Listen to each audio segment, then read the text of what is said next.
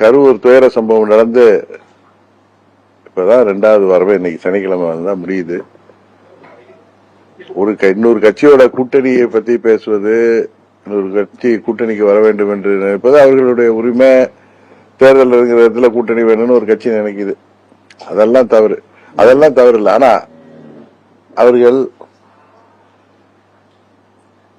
இதே மாதிரி ஒரு கொடுமையான துயர சம்பவம் அங்க நடந்திருக்கின்ற நேரத்தில் நாம் முன்பு சொன்ன மாதிரி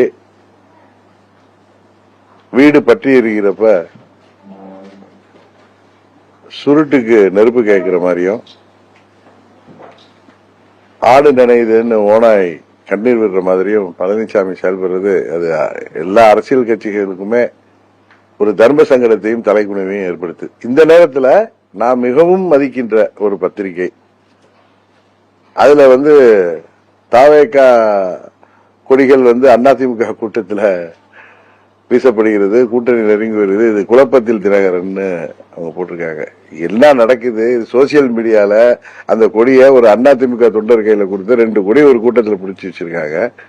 இன்னும் நான் பார்த்த தாவேகாவுடைய அந்த நாமக்கல் மாவட்ட செயலர் அதை வன்மையா கண்டிச்சு, நம்ம நிர்வாகிகளோ தொண்டர்களோ யாரும் வேற கூட்டங்கள்ல, மாற்றுக் கட்சி கூட்டங்கள்ல போய் கொடியை தூக்கக்கூடாது, கொடியை ஆட்டக்கூடாது அப்படின்னு கூட போட்டிருக்காங்க. ஆனா அவங்க இல்ல, அது ஏடிஎம்கே டிஷர்ட் போட்டு ஒரு இன்னொரு கட்சி தொண்டர் போய் யாராவது கொடியை பிடிப்பாங்களா? அதை கூட சரியா தெரிய செய்யல பழனிசாமி கம்பெனிக்கு. அதாவது தாவேகா கூட வரணும்னு அவங்க நினைக்கிறதோ, அவங்களுக்கு அழைப்பு விடுறதோ, அவங்கள்ட்ட போய் கேட்கிறதோ அவர்களுடைய உரிமை.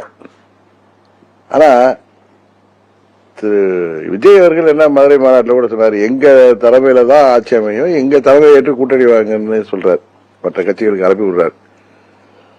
அப்ப பழனிசாமி விஜய் அவர்களின் தலைமையை ஏற்று அந்த கூட்டணியில் செல்வதற்கு தயாராகிவிட்டார். அந்த அளவுக்கு எடப்பாடி பழனிசாமியுடைய கட்சி இடிஎம்கே பலவீனமாயிட்டு வர்றதுதான் காமிக்குது. ஒரு கட்சிய கூட்டணி பேசுவது, கூட்டணிக்கு அழைப்பு விடுவது என்பது வேற. அவங்க தொண்டர்கள், அவங்க கூடிய இவங்க அதிமுக தொண்டர்களை வச்சு எடப்பாடி பழனிசாமி தன் கட்சி தொண்டர்களை வைத்து அந்த கொடியை தூக்கி பிடித்து அது ஊடகங்கள்லாம் அது வெட்ட வெளிச்சமாக வந்தது. இந்த நேரத்தில் இன்னொரு தமிழ் பத்திரிகை, நம்ம மிகவும் மதிக்கின்ற ஒரு ரெப்யூட்டட் பத்திரிகையில தாவேகாவும் எடப்பாடி திமுகவும் கூட்டணி பார்த்து நெருங்குகிறார்கள். அதை பார்த்து தினகரனுக்கு குழப்பம். எங்க 2017 நாங்க பழனிசாமி துரோகத்தை எடுத்து கட்சி ஆரம்பிச்சப்ப தாவேகாங்கிற கட்சிலாம் இல்ல. எந்த ஒரு கட்சியும் இன்னொரு கட்சி தன்னோட கூட்டணிக்கு வரும் என்று தொடங்கப்படுவதில்லை, அரசியல் நடப்பதில்லை. அதை கூட அவர்கள் தெரிந்திருந்து அவர்கள் ஏதோ ஒரு காழ்ப்புணர்ச்சியோட அப்படி அவர்கள் ஒரு செய்தி வெளியிடுறப்ப அது அவர்களுடைய ரெப்புடேஷனை தான் அது பாதிக்கும். தமிழகத்துல கொள்கை இல்லாத இளைஞர் கூட்டம் ஒன்று உருவாகி இருக்கு அப்படின்னு சொல்லி உதயநிதி சொல்லியிருக்காரு. கொள்கை இல்லாத தமிழகத்துல கொள்கை இல்லாத இளைஞர் கூட்டம் ஒன்று உருவாகி வருகிறது. இல்ல, நாமெல்லாம் இளைஞர்களாக இருந்த காலத்திலயும் சரி, இப்பயுமே இளைஞர்கள் அவர்கள் சில அரசியல் கட்சிகளை சார்ந்திருப்பார்கள், இன்னும் பலர் நடுநிலையாக இருப்பார்கள். ஆனா கொள்கை இல்லாத கூட்டம் உருவாகி வருது என்று அவர் சொல்றது எனக்கு எதை சொல்றாரு என்னன்னு எனக்கு புரியல. கூட்டணி என்பது தேர்தல் நேரத்தில் வரப்போகும் வெற்றியை நிர்ணயிப்பது. பாஜகவும் அதிமுகவும் கூட்டணி அமைத்தால் என்ன தவறுன்னு எடப்பாடி பழனிசாமி கேட்கிறார். பழனிசாமி 2024 அவர் என்ன சொல்றாரு, பாஜகவுக்கு நான் நன்றியோட இருப்பேன் இப்ப சொல்றாரு. சமீப காலங்களாக நன்றி வேஷம் போடுறாரு. அவர்களே ஒத்துக்கிறாரு, எங்க ஆட்சியை காப்பாத்தி கொடுத்தது பாரதிய ஜனதா கட்சி, டெல்லி அரசாங்கம் தான். எதனால 2024 பாராளுமன்ற தேர்தல் என்பது பாஜகவுக்கு ஒரு முக்கியமான தேர்தல். பாராளுமன்ற தேர்தல் மோடி அவர்களுக்கு அவ்வளவு உதவி செய்த பாஜகவிற்கு, அது மோடி அவர்கள் டெல்லியில என்டிஏ கூட்டணி கூட்டத்தப்ப ஒரு வலது பக்கம் உட்கார வச்சு அந்த கூட்டணி அறிவிச்சப்ப, அதுக்கப்புறம் ஓடி அந்த கூட்டணி என்டிஏ கூட்டணி விட்டு வெளியில வந்துட்டு என்னெல்லாம் அவர் பேசினார், எஸ்டிபி மாநாட்டில் என்ன பேசினாரு, எப்படியெல்லாம் பாஜகவுக்கும் மத்திய அரசுக்கு எதிராக பேசிவிட்டு இன்றைக்கு அவர் கூட்டணி அமைத்தால் என்ன தவறு என்று கேட்பது, அதைத்தான் எல்லாம் விமர்சனம் பண்றாங்க. 24 நீங்க வெளில வந்தீங்களே, என்ன காரணத்துக்காக வந்தாங்க? அது பாஜகவுக்கு முக்கியமான தேர்தல். நீங்க அவர்களோட நன்றியோட இருப்பேன், அவர்களுக்கு நன்றியாக இருக்கிற நான் இன்றைக்கு சொல்றீங்க. உங்க ஆட்சியை காப்பாத்தி கொடுத்தவங்க 4.5 வருஷம் சொல்ற பழனிசாமி அவர்களுக்கு முக்கியமான தேர்தல் நேரத்தில் மோடி அவர்கள் மீண்டும் பிரதமராகணும்னு சொல்லி பாஜக தேசிய ஜனநாயக கூட்டணி அமைத்து இந்தியா முழுவதும் போட்டியிடுகிற நேரத்தில் தமிழ்நாட்டில் ஏற்கனவே அந்த கூட்டணியிலிருந்து பல லாபங்களை அறிவித்த பழனிசாமி, கட்சியை காப்பாற்றிக் கொண்ட பழனிசாமி எதற்காக வெளியேறினார்? அத பாஜகவுக்கு ஆதரவா சில ஊடகங்கள்ல சில பத்திரிகையாளர்கள் பழனிசாமிக்கு ஆதரவாக இன்றைக்கு குரல் இருக்கிறாங்க. அவங்க அந்த நேரத்தில் என்ன தூக்கிட்டு இருந்தாங்களா, இல்ல பழனிசாமி இன்றைக்கு அந்த கூட்டணியை பத்தி என்ன தவறுன்னு கேட்கறது காரணம், கூட்டணி அமைப்பது ஒரு கட்சியோட அமைப்பது தவறு இல்லை. ஏற்கனவே கூட்டணியை விட்டு பாஜகவுக்கு முக்கியமான தேர்தலான பாராளுமன்ற தேர்தல் அப்ப எதுக்கு வெளில விடாதீங்க, என்னெல்லாம் பாஜகவுக்கு எதிராக பேசினீர்கள், பாஜக ஆட்சிக்கு வரக்கூடாது என்று என்னெல்லாம் பேசினீர்கள். இப்பயும் சொல்ற பழனிசாமி நண்பகத்தன்மையற்றவர், துரோகத்தை தவிர அவருக்கு வேற எதுவும் தெரியாது. இப்பயும் அவருக்கு விஜய் அவர்கள் கூட்டணிக்கு வந்தா பாஜக கூட கழட்டி விட தயாராக இருப்பார் என்பது. ஆனா விஜய் வருவாரா என்பது தெரியவில்லை. ஏன்னா அவர் தலைமையில கூட்டணி அமைக்கணும், அவரு முதலமைச்சர் வேட்பாளராக போட்டியிட வேண்டும் என்பது அவங்க கட்சியோட கோட்பாடு.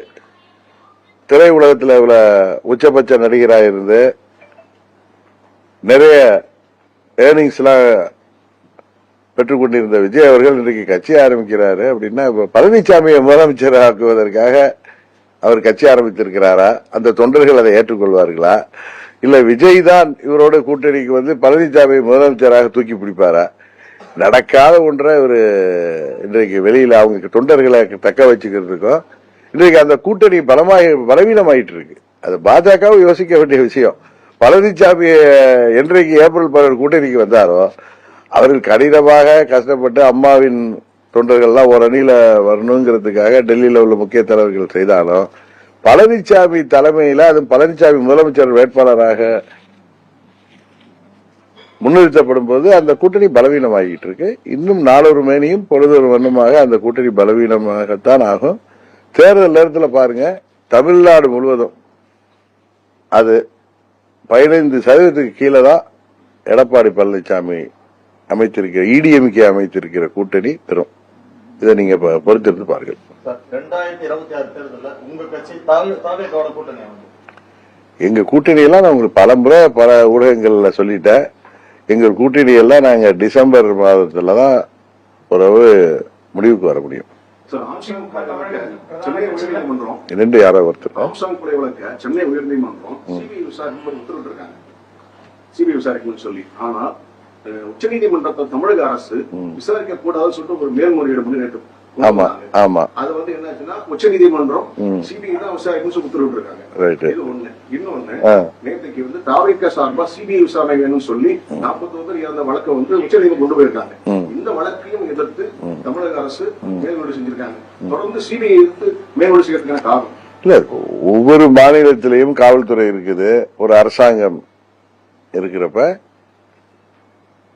தமிழ்நாட்டு உரிமைகளை விட்டுவிடக்கூடாது, விட்டு கொடுத்து விடக்கூடாது என்கிற காரணத்துக்காக எந்த அரசாங்கம் இருந்தாலும், அது இதுக்கு முன்னாடி அம்மாவுடைய அரசாங்கம் இருந்தாலும் சரி, அதற்கு முன்பு இருந்த அரசாங்கங்களும் சரி, தமிழ்நாட்டு காவல்துறை மீது மக்களுக்கு நம்பிக்கை இல்லாமல் போய்விடும் என்கிற கருத்தின் அடிப்படையில தான் அவர்கள் அதை தேவையில்லைன்னு கேட்பாங்க. இதற்காக நான் உடனே திமுக சப்போர்ட் பண்றேன்னு சொல்லாதீங்க.